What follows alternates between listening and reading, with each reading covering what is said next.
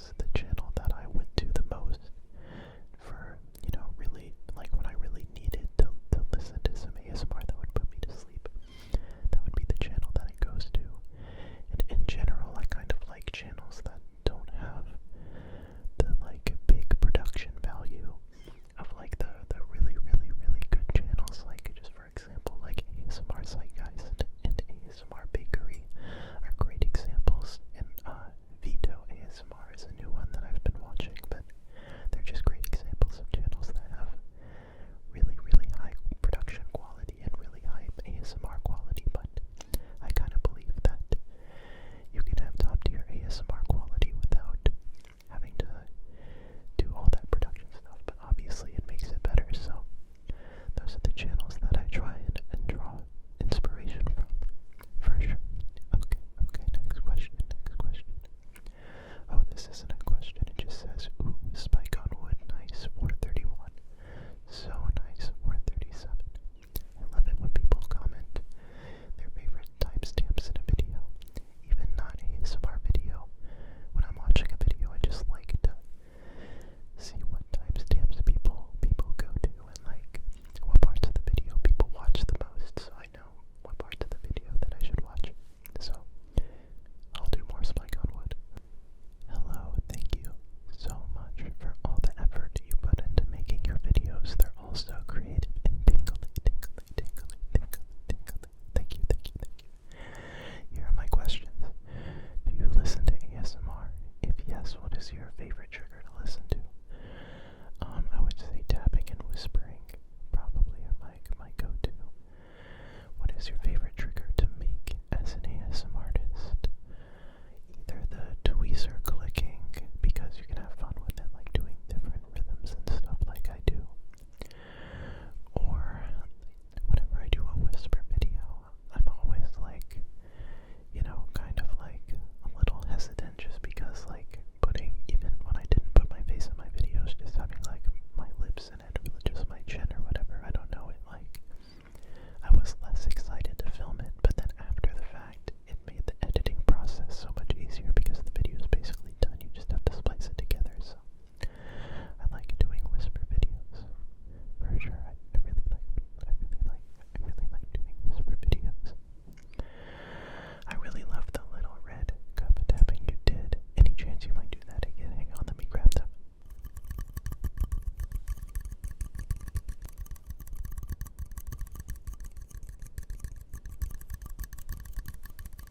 Did you always know you were going to do a face reveal?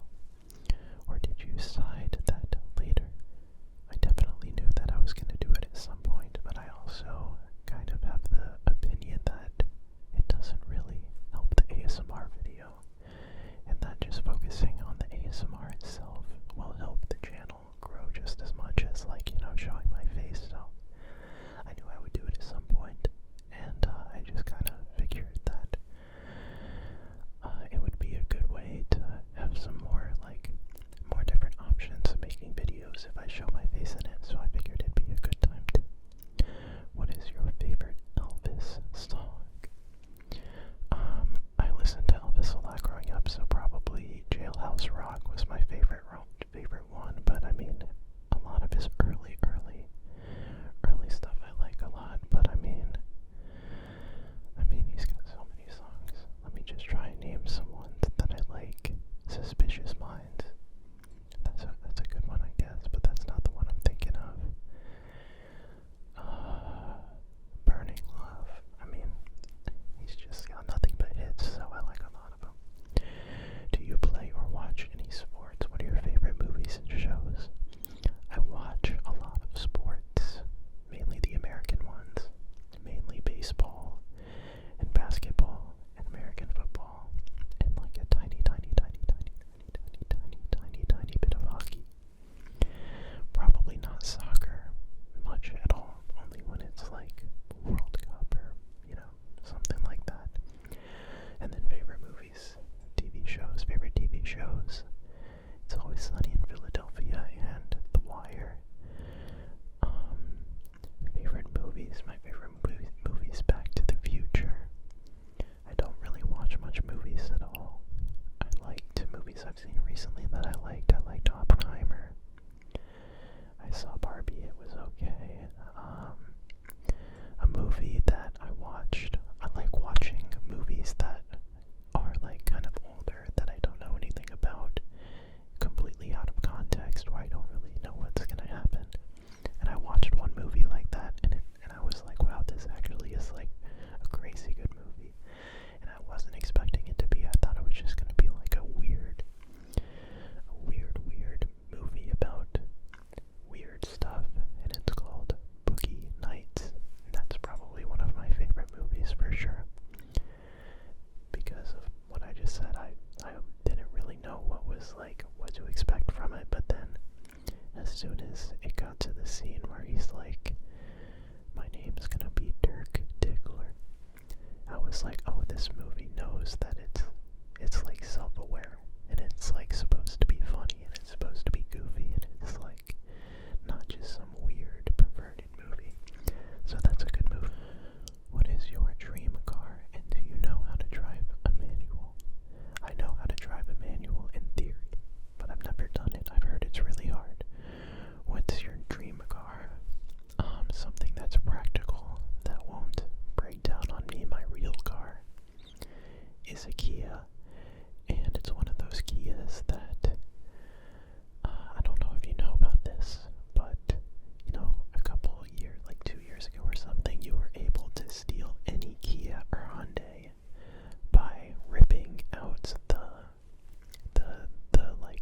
start ignition thing and plugging a phone charger into it. That's all you had to do to steal a Kia or Hyundai. But I mean, my car never got stolen, but I just thought it was crazy that they would allow that to even be a glitch that happens. But anyways, my Kia outside of that has broken down on me like 3 times. It's still running, and I mean, I guess it'll keep running, but anything that, you know, is reliable. But in terms of like cool cars, I play Gran Turismo, so I know how to like all the different cars look and how they drive. But I like Mercedes and BMW. I think they drive the best. They're like heavy and muscly, but still have good handling. But I don't like how in real life everyone that drives a BMW or a Mercedes is like cutting up on the highway. So maybe like a Toyota Supra. Those are pretty cool. Anything that's reliable. Is YouTube your primary job, or do you work a normal job as well? Or do you work a normal job as well? Or do you work a normal job? Thanks for all the uploads. I hope you had a happy new year. I hope you have a happy new year too. My new year was great.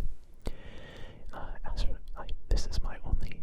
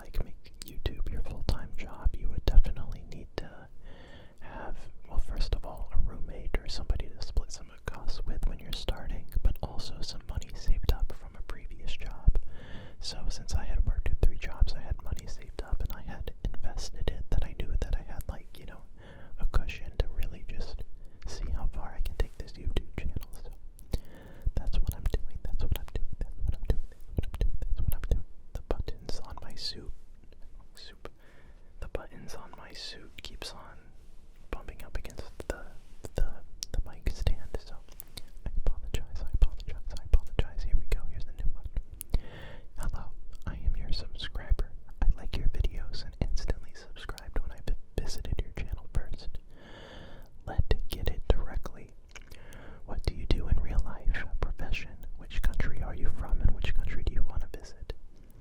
Well, before I started my YouTube channel, I did marketing as my profession, like I said, doing like social media stuff.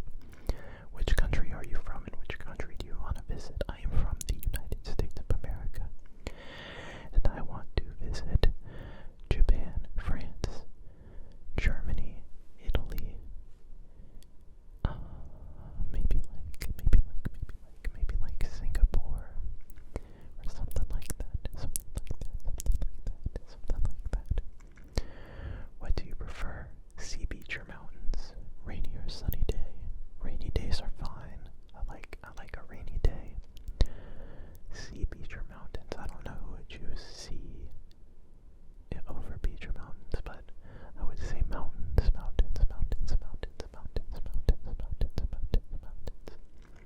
Please answer these while whispering and doing some tapping. It's kind of hard because I have my phone in one hand. I also making requests to make a video of relaxing ambience triggers like tapping and other stuff. Something water globe of just like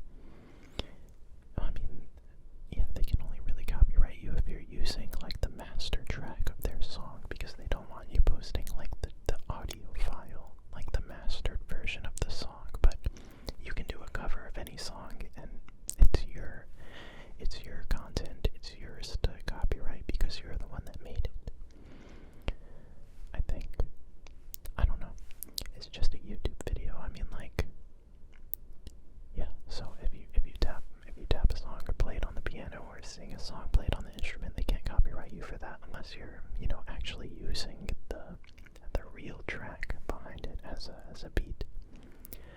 What is your favorite trigger to do? Tapping, clicking, whispering, probably. What's your order? Burger King. I don't know medicinal whoppers, patience. I don't know what that means. I don't go to Burger King.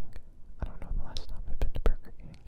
But if we're talking McDonald's or Wendy's, which is better than them, I get a 4 for 4 with a cheeseburger and some chicken nuggets. But if we're talking fast food, really good fast food, although it's kind of expensive, Five Guys. Now that is some proper food. I get a burger with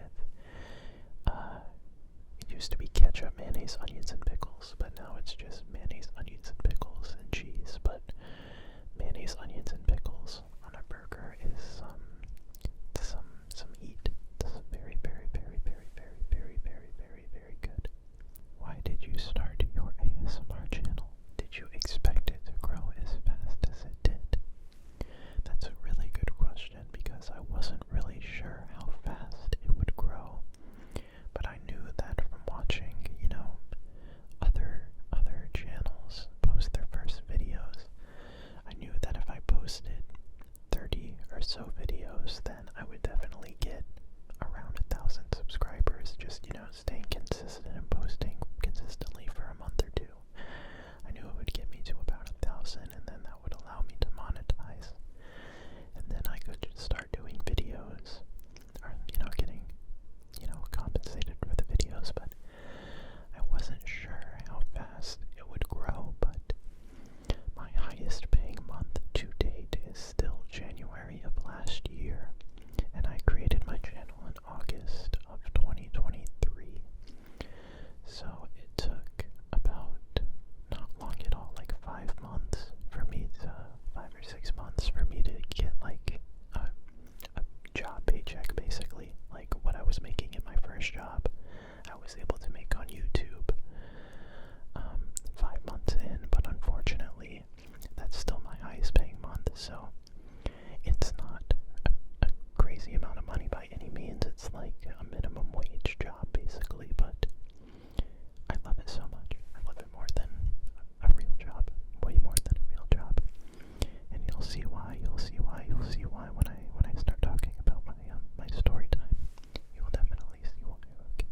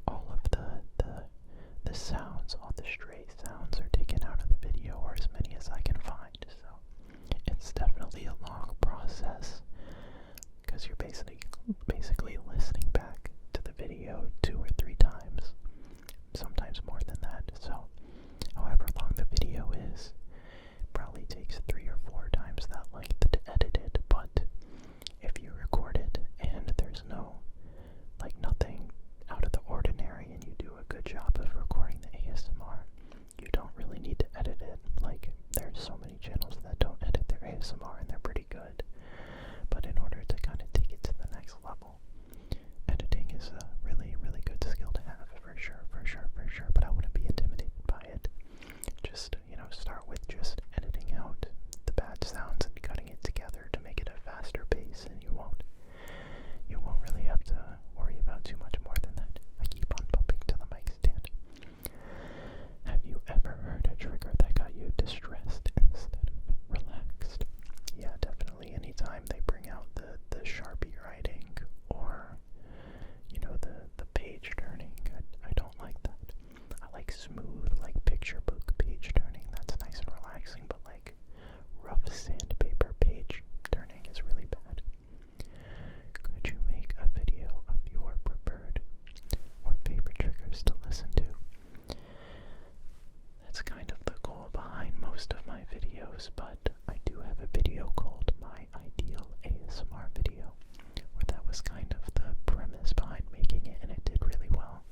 Maybe I should do a sequel, but in general, when I'm making my videos, I'm trying to make it for my audience, but also a video that I myself would want to watch all the way through for sure. Do you ever relax to your own videos? Definitely not. Definitely not. I do watch my videos from time to time, but once it's uploaded on my channel, I kind of like cringe when I click on it, because I don't want to like watch it and be like, it's bad, or like I could have done better. But I really like watching my own videos that have done well, because then I can be like, well, it did well, so it's a good video, and they kind of learn and just see what I did that people like. It shows you what part of the video people watch the most. So I like to go back and look at that, and then try and do those types of sounds in my newer videos. And but not to relax, but just to listen and be like, wow, this sounds good, because I've already heard it. Especially after editing a video, I've already heard it a bunch of times. But if the video is like 6 months old, 8 months old, it's nice to go back and listen to it just to see what it sounds like compared to the videos that I make today. And I think we got one more question, and then we got a story time. How long did it take to set up the channel? That's a great question, because when I got laid off, I just wanted to make it get going as soon as possible. I'm having to make a new email, because all my current emails were connected to a YouTube channel already. It depends on a lot of things, like what equipment you want to get, or what equipment you already have. But I already had a laptop and a camera, so I had to order the microphones and everything to go along with that, like the cables and stuff. And then editing software, you have to get that. But I mean, it only took me a couple days to get the channel set up, order some equipment. And when I got my equipment, I just wanted to start uploading immediately. I didn't even care if the videos were that good, because my idea was that the videos would just get better over time. So I didn't, obviously I tried to make a couple of them have good good editing value and good ASMR value, obviously, but I just wanted to just get something out there for people to watch. But maybe a week to get it started. It's really just about creating the YouTube account and then uploading a video. So however long it takes you to get a video uploaded. Okay, so that is all the comments I have saved. I'm sorry if you asked me a question and I didn't respond. You could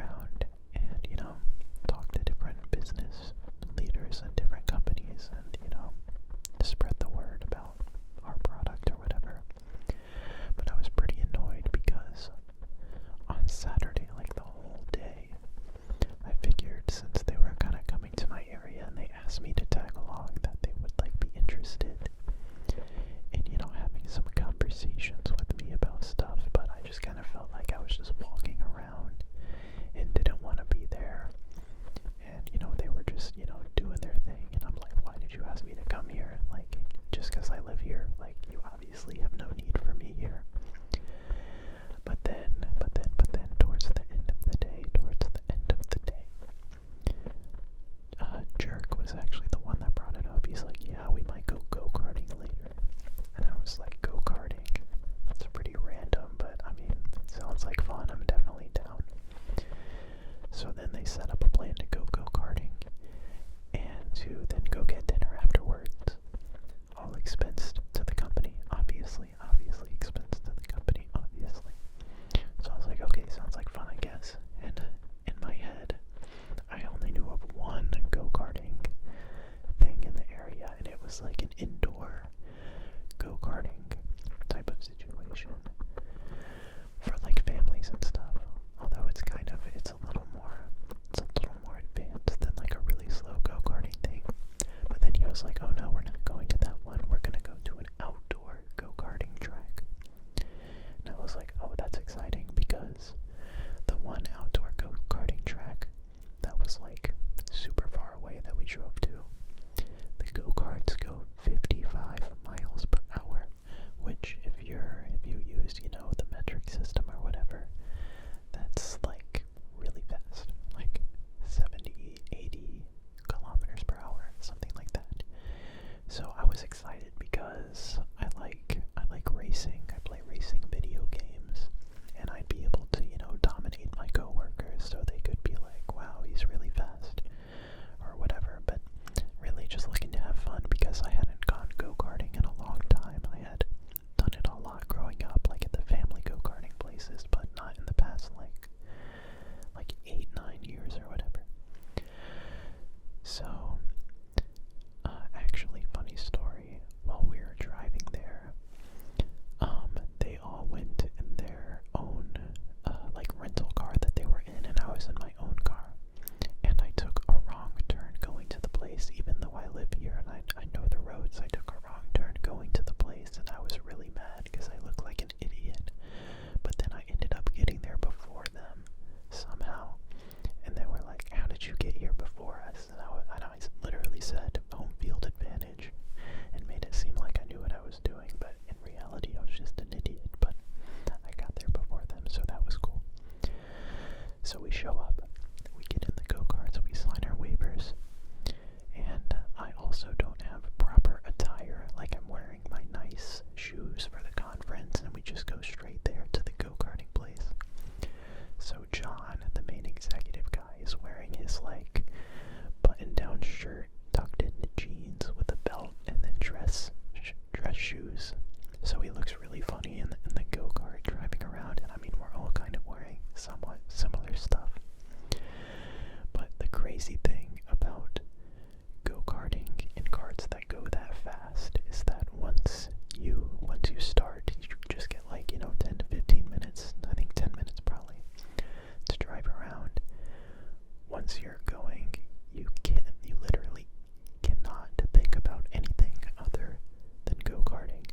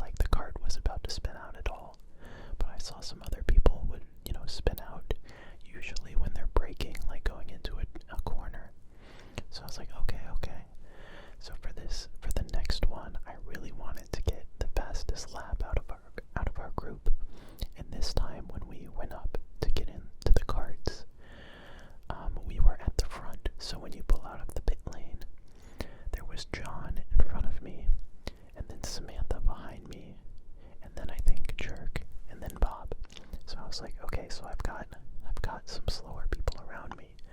So when we pull out on the first lap, I'm just gonna take it nice and easy, and then I'll pass John whenever I get a chance, because I'll definitely get a chance, and then it'll be wide open in front of me, and I can just try and go as fast as possible. So when you pull out of the pit lane, it's basically a straightaway all the way up until the first corner, and it's not like that hard of a turn, but you know, you have to hit the brakes for it a little bit. So we pull out of the pit lane, and I'm following behind John, and I'm thinking in my head, nice and easy, first warm-up lap. So we're going straight, and then as we get to the first turn, I see John's cart do a little like wobble, and then it just does a 180 as he's going into this first turn, and he spins in a circle, and now he's facing me. So I very cautiously, very slowly, because as soon as I saw him start to make a mistake, I lifted off the gas pedal, and I slowly start to apply the brake, and right when I start to press the brake, my cart does the exact same thing, and it just spins in a 180 degrees rotation, and it was so unexpected, like I didn't even really know what happened, and I lift my foot off the brake, and now I'm just going backwards on the straightaway, and I slam into his cart so hard, because that's the fastest part of the track. We were going top speed going into that corner, and I just slam into the back of his cart, or the back of my cart hits the front of his cart, going backwards, like a crazy accident, and it's a big impact, and we hit, and I sit there, and I turn and look, and it's pretty embarrassing too, because all the other carts are then going to pass you, and it was the first turn, and he was like, "Are you good?" And I gave the thumbs up, and then I just drive away and get out of there. And then, all you can really do is just keep driving, so I literally forgot that happened. And then after the go-karting session, we then go into the rooms to look at our timing on the screen, and I look up, and unfortunately I am still second in our group, so I didn't get the fastest time. But then John walks in, and he was like, "Are you okay? Are you okay?" And I was like, "Oh my god, are you okay?" Like, I totally forgot that happened, because like I said, even after an incident like that, it takes so much brain power to drive one of those go-karts that you just completely forget that it even happened. And he was like, "Yeah, I don't think my shin is ever going to recover from that." Because for me, my back hurt a little bit for a day or two, maybe longer. It was a pretty big accident. But, I have this seat behind me, so my back absorbed the impact, whereas his foot and ankle got hit really hard. So he got a pretty big accident. So anyways, that's a pretty funny story, but that's not all. So that happened on Saturday. And then I go back to the conference on Sunday, and it was just a regular conference. Nothing really happened, nothing really going on. Like halfway through the conference, they said that they were gonna go catch their flight, so then they go and leave, and then I go home. And then Monday comes around, and since they're in a different area than me, all of our meetings together are on Zoom. And I open up this meeting, and I join it, and I see that Jerk is not there. And I was like, oh, so literally the first thing I do, right when, opening the Zoom and seeing he's not there, I go to my email, go to the calendar, type in his company email address to see, because if you have time off, you say where you go or whatever, something like that. And I see that his email does not exist with the company whatsoever. Does not exist. So I'm like, well, the only possible explanation of this is he quit or got fired on, today, basically, even though I was just racing go-karts with them on Saturday. So the meeting goes